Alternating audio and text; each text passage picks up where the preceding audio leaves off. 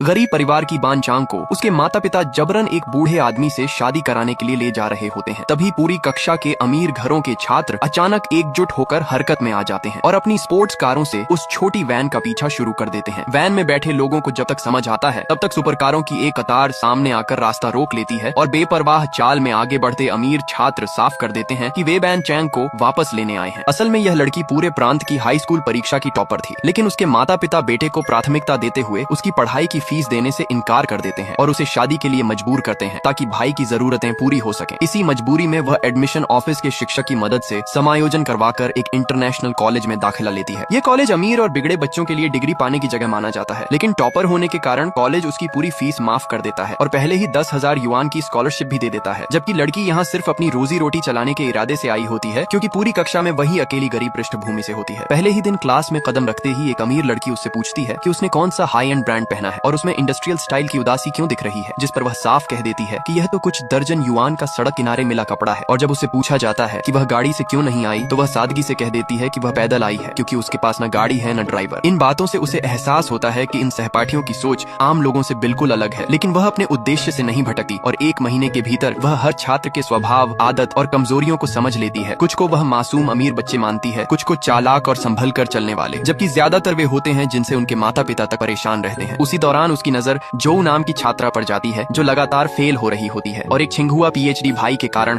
विरासत खोने के कगार पर होती है। तब बानचांग अपना टॉपर होने का सच सामने रखकर उसे 30 दिनों में सभी विषय पास कराने का वादा करती है और रोज 1 घंटे की ट्यूशन तय होती है। वह सख्त तरीकों की जगह झो की जिद और आत्मसम्मान को समझकर पढ़ाती है, जिससे झो खुद मेहनत करने लगती है और मासिक परीक्षा में बानचांग के अलावा अकेली वही छात्रा होती है जो सभी विषयों में पास हो जाती है। यह नतीजा देखते ही पूरी क्लास हैरान रह जाती है और क्लास क्वीन को छोड़कर बाकी सभी छात्र उसे ट्यूटर बनाने की होड़ में लग जाते हैं। फीस सैकड़ों से $1000 प्रति घंटा तक पहुंच जाती है, लेकिन इसी बीच क्लास क्वीन की नजर उस पर टिक जाती है। छुट्टी की घंटी बजते ही क्लास क्वीन उसे टॉयलेट में रोककर बताती है कि जो उसका बचपन से तय मंगेतर है और उसे पास करवाकर बानचांग ने उसे घर में शर्मिंदा कर दिया है, इसलिए वह उसे भी पढ़ाने का आदेश देती है और यह रिश्ता गुप्त रखने को कहती है। यहाँ तक कि स्कूल के पास एक विला भी दिला देती है। बानचांग को लगता है कि जिंदगी अब संभल रही है। तभी उसका पिता अचानक आकर उसे 3,88,000 युआन के बदले पड़ोस के गांव के कुंवारे से शादी के लिए जबरन गाड़ी में बिठा लेता है। यह दृश्य झो देख लेती है और क्लास ग्रुप में मदद का संदेश फैल जाता है।